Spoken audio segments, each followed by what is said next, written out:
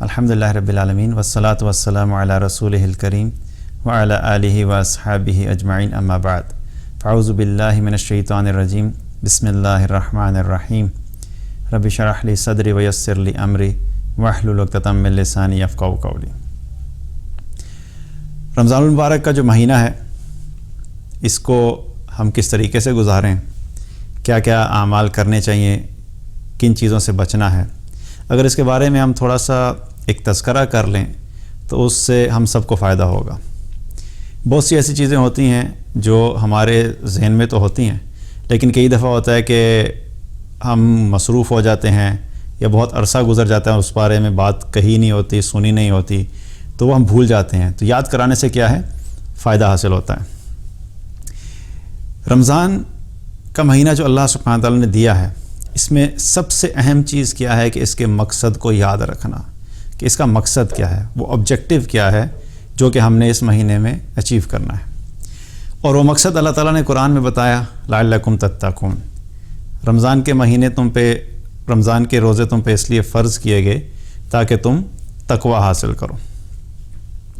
تو اس مہینے میں جو بھی ہم روزہ رکھتے ہیں، اس روزے کا اصل مقصد کیا ہوتا ہے، ان عبادات کا اصل مقصد کیا ہوتا ہے کہ ہماری زندگی میں تقوی آ جائے۔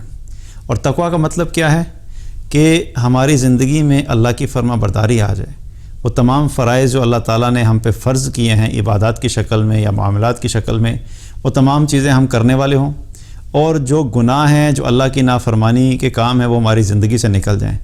یہ جب چیزیں ہو جائیں گی تو کیا ہوگا کہ ہماری زندگی میں تقوی آ جائے گا اور ہم متقین میں شامل ہوں گے۔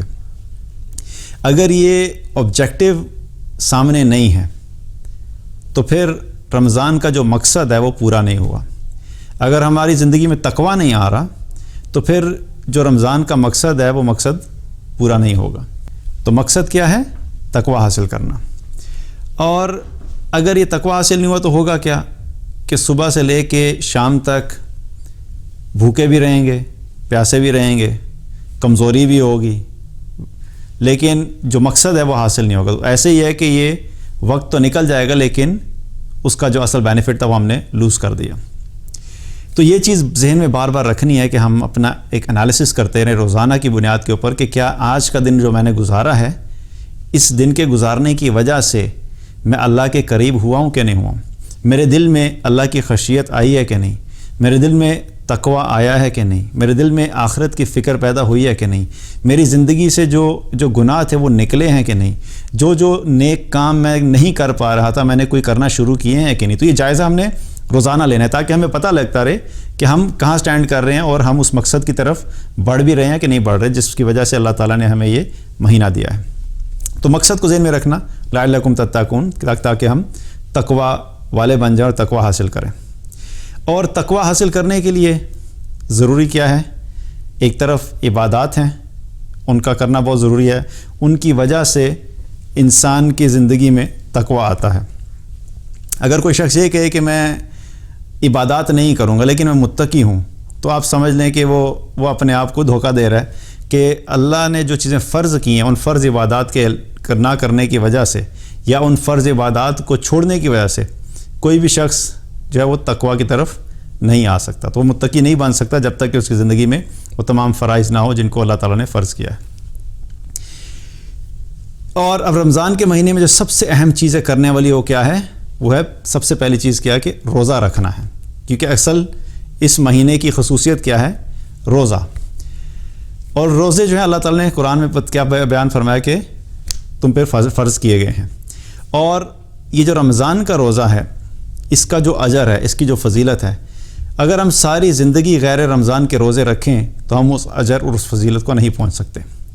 نبی صلی اللہ علیہ وسلم نے فرمایا کہ اگر کوئی شخص رمضان کا روزہ چھوڑ دے اور اس کے علاوہ ساری زندگی روزے رکھتا رہے تو وہ اس ایک روزے کے اجر کو نہیں پہنچ سکتا۔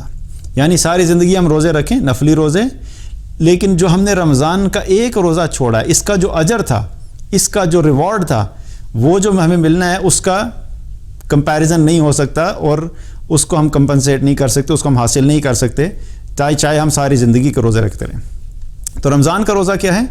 یہ جس پہ فرض ہے اس کو چاہیے کہ لازمی رکھیں، اور یہ کس پہ فرض ہے؟ جو بھی عاقل ہے، بالغ ہے، صحت مند ہے، ان تمام لوگوں پہ رمضان کا روزہ رکھنا فرض ہے۔ اور چھوٹی چھوٹی باتوں کے اوپر روزے کو چھوڑ دینا کہ مجھے بھوک زیادہ لگتی ہے، مجھ سے پیاس برداشت نہیں ہوتی، میری جاب تھوڑی سی مشکل ہے، تو یہ صرف اپنے آپ کو جھوٹی تسلیاں دینے والی بات ہے۔ اور یہ کہنا ہے کہ نہیں چلو کوئی بات نہیں، اتنی مشقت تو نہیں ہے دین میں۔ یہ مشقت کے کرائیٹیریاز ہم نے جو خود سے بنائے ہوئے ہیں، یاد رکھیے کہ یہ قیامت کے دن یہ بہانے اور یہ اپنے آپ کو جو جھوٹی جسٹیفیکیشن ہم دیتے ہیں، یہ اللہ کی بارگاہ میں قبول نہیں ہوں گی جب تک کہ کوئی واقعی عذر نہیں ہو جس کی بنیاد پہ روزہ چھوڑا جا سکے۔ تو جن پہ فرض ہے ان کو کیا کرنا ہے کہ روزہ رکھنا ہے، پہلی چیز۔ اور روزہ رکھنا کیا ہے؟ یہ انسان کے لیے جنت میں جانے کا باعث بنتا ہے۔ ایک مرتبہ ایک شخص نبی صلی اللہ علیہ وسلم کے پاس آیا اور آ کے عرض کی، اے اللہ کے رسول صلی اللہ علیہ وسلم، مجھے کچھ اعمال بتا دیجئے کہ جن کو میں اختیار کروں اور میں جنت میں چلا جاؤں۔ تو آپ صلی اللہ علیہ وسلم نے فرمایا کہ تم اللہ کی عبادت ایسے کرو کہ اس کے ساتھ کسی کو شریک مت ٹھہراؤ، اور 5 وقت کی نماز ادا کرو، اور رمضان المبارک کے روزے رکھو، اور زکوٰۃ ادا کرو، تو تم جنت میں چلے جاؤ گے۔ تو یہ کیا ہے کہ روزہ رکھنا جو ہے وہ جنت میں جانے کا سبب ہے، تو اس لیے ہمیں اس چیز کا بھی اہتمام کرنا ہے۔ اسی طریقے سے ایک اور حدیث میں آتا ہے، اس کا مفہوم ہے، نبی صلی اللہ علیہ وسلم نے فرمایا کہ جس شخص نے صدقے دل سے، سچے دل سے لا الہ الا اللہ کہا اور پھر اس پہ وہ قائم رہا اور اس کا خاتمہ بھی پھر اسی پہ ہوا، تو وہ جنت میں داخل ہوگا۔ اور جس شخص نے روزہ رکھا اللہ کی رضا کی خاطر اور وہ اس پہ قائم رہا اسی حالت میں اس کو موت آ گئی، تو وہ جنت میں داخل ہوگا۔ تو روزہ رکھنا کیا ہے؟ یہ جنت میں جانے کا سبب ہے۔ اور روزے کو اگر دیکھا جائے تو پہلی چیز کیا ہے کہ روزہ رکھنا، اور دوسری چیز جس چیز کا ہمیں خیال کرنا ہے رمضان میں وہ کیا ہے؟ نمازوں کا اہتمام۔ نماز رمضان کے علاوہ بھی جو 5 نمازیں فرض ہیں وہ رمضان کے علاوہ بھی پڑھنی ہیں، لیکن اگر کوئی شخص رمضان کے علاوہ نہیں پڑھ رہا تھا تو اس کے لیے بہت بڑی اپرچونٹی ہے کہ اللہ سبحانہ تعالیٰ نے یہ موقع دیا، یہ مہینہ دیا جس میں شیاطین جکڑے ہوئے ہیں، جس میں جنت کے دروازے کھلے ہوئے ہیں، جس میں جہنم کے دروازے بند ہو چکے ہیں، اور ویسے بھی دیکھا جائے تو لوگوں کے دل نرم ہوتے ہیں، عمومی ماحول عبادت کا ہوتا ہے۔ ایسے ماحول میں نیک اعمال کرنا آسان ہوتا ہے۔ تو جو لوگ عام روٹین میں اعمال نہیں کر پا رہے تھے، نمازیں نہیں پڑھ رہے تھے یا ان سے نہیں پڑھی جا رہی تھیں، تو ان کے لیے کیا ہے کہ رمضان میں اپنے فرائض کے اوپر فوکس کرنا۔ 5 وقت کی نماز جو ہے وہ فرض ہے، وہ کسی حال میں بھی معاف نہیں ہے، اور نماز کا چھوڑنا جو ہے بہت بڑا گناہ ہے، وہ اکبر الکبائر میں سے ہے۔ کیونکہ ایک حدیث میں آتا ہے، نبی صلی اللہ علیہ وسلم نے فرمایا، بین العبد و بین الکفر ترک الصلاۃ، بندے اور کفر کے درمیان جو چیز فرق کرتی ہے وہ نماز ہے۔ اور کچھ ائمہ کے نزدیک یہ انسان کو کفر تک لے جاتی ہے، نماز کا چھوڑنا جو ہے انسان کو کفر تک لے جاتا ہے۔ تو یہ بہت بڑا گناہ ہے، کسی حال میں بھی ہم نماز نہیں چھوڑ سکتے۔ اور نماز پڑھنے سے کیا ہوتا ہے کہ جب ہم 5 وقت کی نماز پڑھتے ہیں، ایک حدیث میں آتا ہے، نبی صلی اللہ علیہ وسلم نے فرمایا کہ جب بھی کوئی شخص نماز ادا کرتا ہے تو اللہ تعالیٰ اس نماز کے پڑھنے کی وجہ سے ایک نماز سے لے کے دوسری نماز کے درمیان جتنے بھی گناہ ہوئے ہوتے ہیں اللہ سبحانہ تعالیٰ ان کو معاف فرما دیتا ہے۔ تو جو 5 نمازیں ہم پڑھتے ہیں تو 5 نمازوں کے درمیان میں جتنے بھی گناہ ہوتے ہیں وہ ہمارے معاف ہوتے چلے جاتے ہیں۔ تو نماز کا اہتمام کرنا، اس چیز کو ہم نے لازمی کرنا ہے کہ فرائض کا اہتمام کرنا، اور فرائض کے ساتھ ساتھ نوافل کا اہتمام کرنا، سنت کا اہتمام کرنا، کیونکہ سنت نماز کے بارے میں آپ صلی اللہ علیہ وسلم نے کیا فرمایا کہ جو شخص فرض نماز کے علاوہ 12 رکعت نفل یعنی سنت نماز دن میں ادا کرتا ہے، اور 12 رکعت کیسے ہیں؟ فجر سے پہلے 2 سنت، ظہر سے پہلے 4 سنت، ظہر کے بعد 2 سنت، مغرب کے بعد 2 سنت، اور عشاء کے بعد 2 سنت، یہ 12 رکعت بن جاتی ہیں۔ تو آپ صلی اللہ علیہ وسلم نے فرمایا کہ جو شخص بھی 12 رکعت ادا کرتا ہے اللہ سبحانہ تعالیٰ اس کے لیے جنت میں گھر بنا دیتا ہے، بنی لہ بیت فی الجنہ، اللہ تعالیٰ جنت میں اس کے لیے گھر بنا دیتا ہے۔ تو یہ بھی بہت بڑی اپرچونٹی ہے کہ اگر سنت نہیں پڑھتے تھے سنت پڑھنا شروع کر دیجئے، اور نوافل کا اہتمام کریں، کیونکہ نوافل انسان کو اللہ کے قریب کرتے ہیں، اور ہماری جو نمازوں کے اندر خشوع نہیں ہوتا اس کی پریکٹس ہو جائے گی۔ جتنی زیادہ ہم اب نوافل پڑھیں گے اتنا ہی زیادہ ہماری نماز میں بہتری آئے گی، اللہ کے قریب ہوں گے۔ اور نمازوں کے اعتبار سے ہی ایک خاص عبادت کیا ہے؟ وہ قیام اللیل ہے، رات کا قیام کرنا۔ یہ آپ صلی اللہ علیہ وسلم کی سنت بھی ہے، آپ صلی اللہ علیہ وسلم غیر رمضان میں بھی کیا کرتے تھے، لیکن رمضان میں اس چیز کا خاص اہتمام کیا کرتے تھے۔ اور جو قیام اللیل ہے اس کے بارے میں آپ صلی اللہ علیہ وسلم نے فرمایا، من قام رمضان ایمانا واحتسابا غفر لہ ما تقدم من ذنبہ، جس نے بھی رمضان کا قیام کیا ایمان اور ثواب کی نیت سے تو اس کے بدلے میں اللہ تعالیٰ اس کے پچھلے گناہوں کو معاف کر دیتا ہے۔ تو رات کو جو قیام ہے جسے قیام اللیل کہتے ہیں یا تراویح بھی کہتے ہیں، اس کا اہتمام کرنا، اور اس میں آپ نے 8 پڑھنی ہے آپ 8 پڑھیے، آپ نے 12 پڑھنی ہے آپ 12 پڑھیے، آپ نے 20 پڑھنی ہے آپ 20 پڑھیے۔ یہ نفل عبادت ہے، اس کے اندر کوئی بہت زیادہ شدت نہیں ہے۔ افسوس سے کہنا پڑتا ہے کہ اس معاملے میں ایک بہت ہی شدید رویہ آ گیا ہمارے اندر بحیثیت امت، کہ جس چیز کو اتنا زیادہ شریعت نے سخت نہیں بنایا، اتنی شدت نہیں کی، اس کے اوپر ہم نے بہت زیادہ شدت کی۔ تو بہرحال 8 پڑھنے 8 پڑھیے، 12 پڑھنی ہے 12 پڑھیے، 20 پڑھنی ہے 20 پڑھیے، اور اخلاص سے پڑھیے، خشوع و خضوع سے پڑھیے، اور اللہ سے امید رکھیے کہ اللہ سبحانہ تعالیٰ ہم سب سے قبول فرمائے۔ تو کیا ہے کہ قیام اللیل کا اہتمام کرنا یہ ایک ضروری چیز ہے، اس کا ہم نے رمضان میں لازمی کرنا ہے۔ اسی طریقے سے رمضان اور قرآن کا بھی ایک خاص تعلق ہے۔ قرآن ہماری زندگی میں عام دنوں میں بھی اتنا ہی اہم ہے جتنا رمضان میں اہم ہے۔ رمضان میں پھر بھی ہم قرآن کی تلاوت کرنا شروع کر دیتے ہیں، جو کہ اچھی بات ہے، اگر عام روٹین میں نہیں کرتے تو کم سے کم رمضان میں شروع کر دیتے ہیں۔ لیکن یاد رکھیے کہ اللہ سبحانہ تعالیٰ نے قرآن کا پڑھنا صرف رمضان کے ساتھ مشروط نہیں رکھا، یعنی صرف رمضان میں اس کے پڑھنے کا حکم نہیں ہے، بلکہ اللہ تعالیٰ نے ہمیں جو قرآن عطا فرمایا وہ ہماری زندگی کے ہر دن میں اتنا ہی امپورٹنٹ ہے جتنا رمضان میں امپورٹنٹ ہے۔ یہ الگ بات ہے کہ رمضان میں اس کا اہتمام تھوڑا عام دنوں کی نسبت زیادہ کیا جائے، اور قرآن کی جو ہے وہ پڑھنے کا اہتمام کیا جائے، اس کی تلاوت کا اہتمام کیا جائے، اس کی قرات بھی کیجئے، اس کو سمجھ کے بھی پڑھیے، کیونکہ قرآن جو ہے اس کے بارے میں نبی صلی اللہ علیہ وسلم نے فرمایا کہ قرآن کا ایک سرا اللہ کے ہاتھ میں ہے اور دوسرا سرا ایمان والوں کے ہاتھ میں۔ جو شخص بھی قرآن کو مضبوطی سے تھامے رکھے گا، نہ وہ گمراہ ہوگا نہ وہ ہلاک ہوگا۔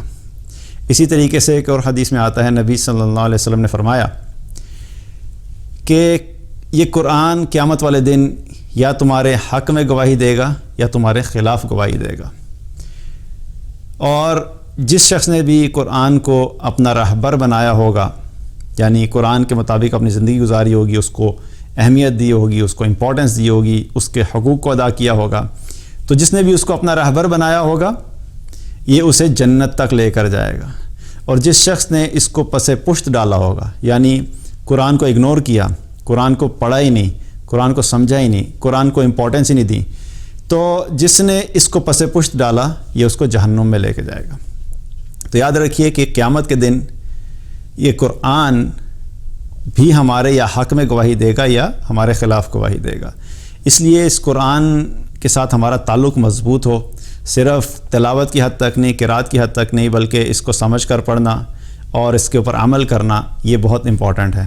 تو اس کے ساتھ ایک خاص ربط ہے رمضان کے اعتبار سے، تو قرآن روزانہ پڑھیے، ٹارگٹ یہ رکھیے کہ کم سے کم ایک تو ختم کرنا ہے، ایک قرآن جو ہے مکمل کرنا ہے، اور اس کے ساتھ ساتھ اگر ترجمے کے ساتھ بھی ایک کر لیں تو بہت ہی بہتر بات ہے۔ اور اس کے ساتھ یہ بھی نیت کیجیے اس رمضان میں کہ میں اب جو شروع کروں گا، میں نے اب اپنی ساری زندگی قرآن پڑھنا ہے اور میں روزانہ پڑھوں گا۔ اپنا ایک ٹارگٹ رکھیے کہ میں روزانہ پڑھوں گا، چاہے تھوڑا تھوڑا پڑھیے لیکن روزانہ پڑھیے، کیونکہ اس کے ذریعے سے ہمارا ایمان جو ہے وہ چارج ہوتا رہتا ہے۔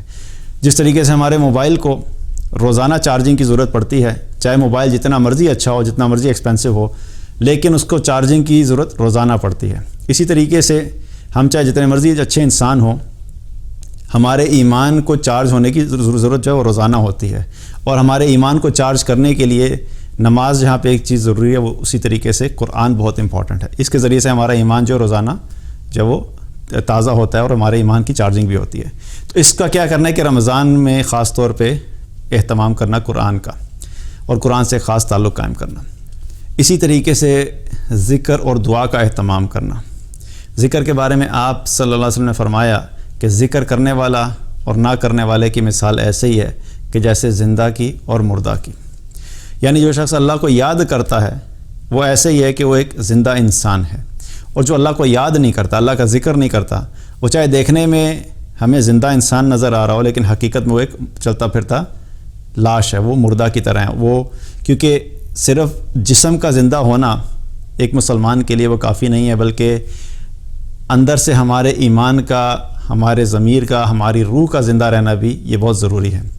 اور ذکر جو ہے وہ ہمارے روح کو بھی جو ہے وہ زندہ رکھتی ہے، ہمارے دل کو اطمینان بھی ملتا ہے۔ اللہ تعالیٰ نے قرآن میں فرمایا الا بذکر اللہ تطمئن القلوب، کہ اللہ تعالیٰ نے دلوں کا اطمینان اپنے ذکر میں رکھا ہے، تو ہمارے دل بھی مطمئن رہتے ہیں۔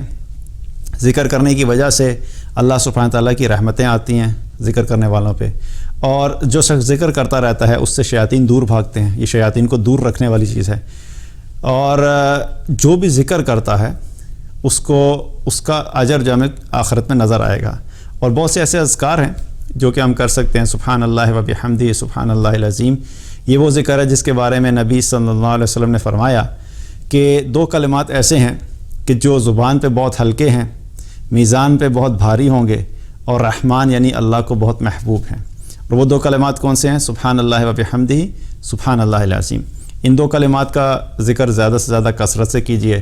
اور آج کل کے حالات کے اعتبار سے چونکہ کووڈ-19 کرونا وائرس کی جو سچویشن ہے اور سب لوگ اس وقت پریشانی کے عالم میں ہیں، تو لا الہ الا انت سبحانک انی کنت من الظالمین، یہ ذکر کثرت سے کریں، اس کی وجہ سے اللہ تعالیٰ کی رحمت متوجہ ہوتی ہے اور اللہ سبحانہ تعالیٰ مشکلات کو اور مصیبتوں کو دور کرتا ہے۔ تو کثرت سے اللہ کا ذکر کرنا یہ بھی بہت اہم ہے، چلتے پھرتے اللہ کو یاد کرتے رہیں، اس سے ہمارے دل بھی مطمئن رہیں گے اور اللہ کے ساتھ ہمارا ایک تعلق بھی قائم ہوگا۔ اسی طریقے سے صبر کرنا، کیونکہ رمضان اور روزہ رکھنا اس کا ایک مقصد کیا ہے کہ ہماری زندگی میں ٹھہراؤ آ جائے، ہم صبر کرنے والے ہو جائیں۔ اور یہ ساری پریکٹس جو ہوتی ہے حقیقت میں کیا ہوتا ہے؟ اپنی خواہشات کو کنٹرول کرنا۔ بھوک لگ رہی ہے لیکن صبر کرتے ہیں اور کھاتے نہیں، کیوں؟ کیونکہ اللہ کا حکم ہے کہ ابھی نہیں کھانا، ابھی روزے کی حالت میں ہو۔ پیاس لگتی ہے، دل چاہتا ہے پانی پینے کا لیکن نہیں پیتے، صبر کرتے ہیں، کیوں؟ کیونکہ اللہ کا حکم ہے کہ ابھی نہیں پینا۔ اسی طریقے سے اپنی خواہش نفس پوری کرنے کی خواہش ہوتی ہے لیکن نہیں کرتے، کیوں؟ کیونکہ ابھی اللہ کا حکم ہے، ابھی نہیں کرنا، اس لیے صبر کرتے ہیں۔ تو یہ کیا ہے کہ سارے دن میں اصل جو پریکٹس ہوتی ہے وہ صبر کی ہوتی ہے۔ تو جہاں پہ کھانے پینے پہ اور خواہش پوری کرنے پہ جو ہے وہ صبر کرنا ہے، اسی طریقے سے اپنی زبان کو کنٹرول کرنا، اس کا بھی صبر، اپنی نظر کو بچانا، اس پہ بھی صبر، اپنے کانوں کو بچانا، اس پہ بھی صبر، کہ اگر جی چاہ بھی رہا ہے، اگر ایسے حالات نظر آ بھی رہے ہیں کہ گناہ کی طرف رغبت ہو رہی ہے، گناہ والی کوئی اپرچونٹی ہے، تو پھر بھی اپنے آپ کو بچا کے رکھنا۔ تو ایک طرف صبر کرنا، اور اسی طریقے سے کیا ہے کہ اپنی آنکھ، کان اور زبان کی حفاظت کرنا، کیونکہ یاد رکھیے کہ جتنی مرضی ہم عبادات کریں، اگر ہم اپنے آپ کو گناہوں سے نہیں بچاتے تو ہماری عبادات اور ہمارے گناہ یہ دونوں مل کر ہمارے دل میں ایک بڑی بے چین سی کیفیت ہو جاتی ہے، کیونکہ اندر ایک مستقل جنگ چل رہی ہوتی ہے، نیکیاں ایک طرف ہوتی ہیں، ایک طرف گناہ ہوتا ہے، اور دونوں جب آپس میں ٹکراتے ہیں اندر تو ایک کانسٹنٹ جنگ چلتی رہتی ہے۔ اور اگر نیکیاں زیادہ ہیں، حاوی ہیں، تو وہ کئی دفعہ گناہوں کو دبا دیتی ہیں یا وہ اس کو مٹا دیتی ہیں، اور وہ اندر جو ہے بہتری کی کیفیت ہوتی ہے۔ لیکن اگر گناہ زیادہ ہو جائیں تو وہ نیکیوں والی کیفیت کو، ایمان والی کیفیت کو ختم کر دیتے ہیں، تو انسان کے اندر بے چینی بڑھ جاتی ہے۔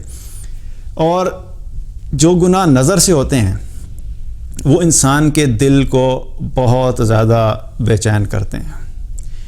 غلط دیکھنا، انسان چاہے جتنا مرضی نمازی ہو، قرآن پڑھنے والا ہو، تہجد پڑھنے والا ہو، اور بھی بہت سی نیکیاں کرنے والا ہو، ذکر و اذکار کرنے والا ہو، لیکن اگر نظر کی حفاظت نہیں ہے تو وہ اندر جا کے دل کو بے چین کرتا رہتا ہے، کیونکہ نظر سے جو بھی چیز انسان غلط دیکھتا ہے اس کا ایک امیج جو ہے انسان کے دل میں بیٹھ جاتا ہے، اور پھر شیطان اور نفس کیا کرتا ہے کہ اس امیج کو بار بار انسان کے اندر اس کو پروسیس کرتا رہتا ہے تاکہ اس کے اندر وہ ایک بے چینی کی کیفیت ہو، اور وہ جو نیکیاں اس نے کی ہیں اور جو ایمان اس نے بنایا ہے وہ اس کو خراب کرتا ہے۔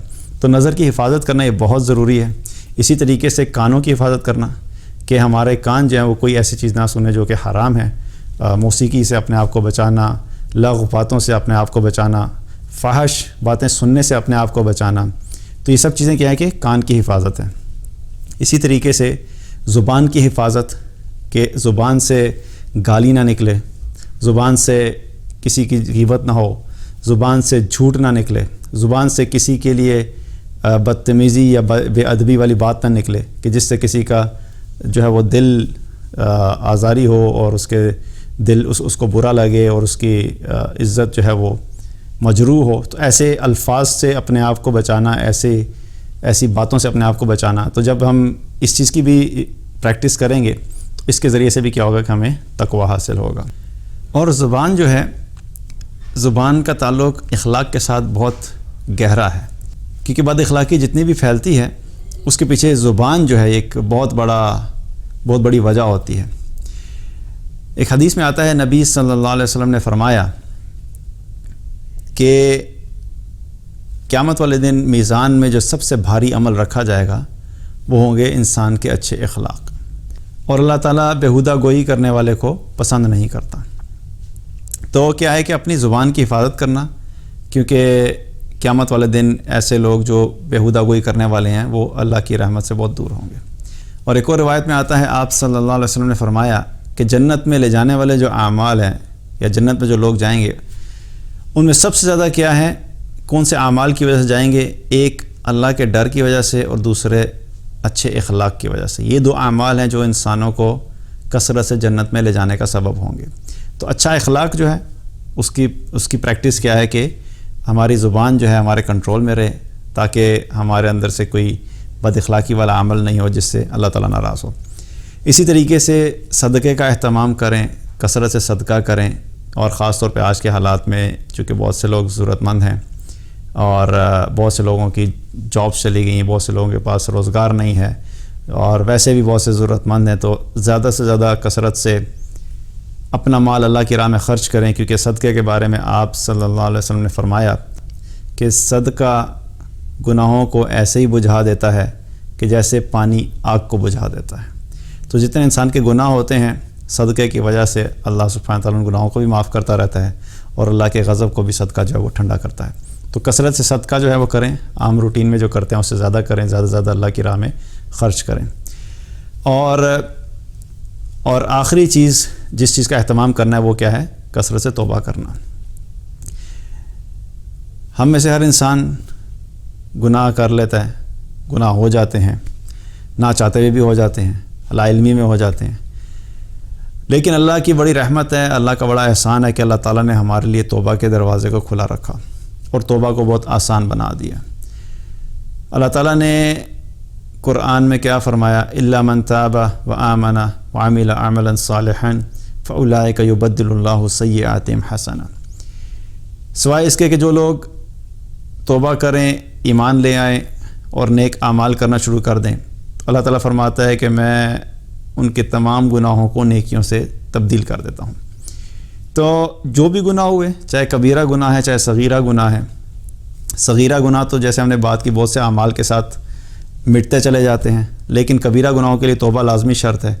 تو ابھی تک جتنے بھی کبیرہ گناہ تھے ان سے توبہ کریں، اللہ کی بارگاہ میں توبہ کریں کہ یا اللہ جو غلطیاں آج تک ہوئیں انہیں معاف فرما دے. یہ رمضان میں اپنی زندگی میں ایک نئی زندگی کا آغاز کروں گا. اس رمضان میں جو پچھلے گناہ ہوئے ان پہ میں توبہ کرتا ہوں یا توبہ کرتی ہوں، اور آج کے بعد جو نئی زندگی شروع کروں گا وہ آپ کی اطاعت والی زندگی ہوگی، اس میں تیری فرما برداری والے کام کروں گا، نافرمانی سے دور رہوں گا. جو بھی گناہ ہوئے، جو بھی چیزیں تیرے غضب کو دعوت دیتی ہیں، تیری ناراضگی کو دعوت دیتی ہیں، ان سے دور رہوں گا. تو اس نیت کے ساتھ ایک نئی زندگی کا آغاز کریں، کثرت سے توبہ کریں. یہ بھی ہمارے پاس ایک بہت بڑی اپرچونٹی ہے، اور کوشش کریں گے کم سے کم 2 نفل جو ہیں وہ روزانہ صلاۃ التوبہ، توبہ کی نماز کے طور پہ 2 نوافل ادا کریں اور اللہ تعالیٰ سے توبہ کریں، تاکہ بار بار ہم اپنے گناہوں کے اوپر توبہ کرتے رہیں کہ اگر کوئی گناہ ہے تو اللہ تعالیٰ معاف فرما دے. تو ان چیزوں کا اہتمام کرنا ہے ہم نے، ان چیزوں کو ذہن میں رکھنا ہے، تاکہ جو رمضان کے جو دن ہیں آگے ان کو ہم نے بار بار ریمائنڈ کرنا ہے، اپنے آپ کو ریمائنڈ کرانا ہے کہ ہم ان سب چیزوں کو کرتے رہیں، تاکہ اس مہینے کا زیادہ سے زیادہ ہم فائدہ حاصل کریں، اور جو اس کا مقصد ہے لعلکم تتقون، ہم اس مقصد کو حاصل کر لیں، اس مقصد تک پہنچ جائیں. اور اگر مقصد حاصل ہو گیا تو انشاءاللہ یہ سارے اعمال ہمارے لیے رمضان کے بعد بھی ہمارے کام آئیں گے اور ایک اچھی اور بہتر زندگی گزارنے میں ہماری مدد کریں گے. بارک اللہ لی و لکم. السلام علیکم ورحمۃ اللہ وبرکاتہ.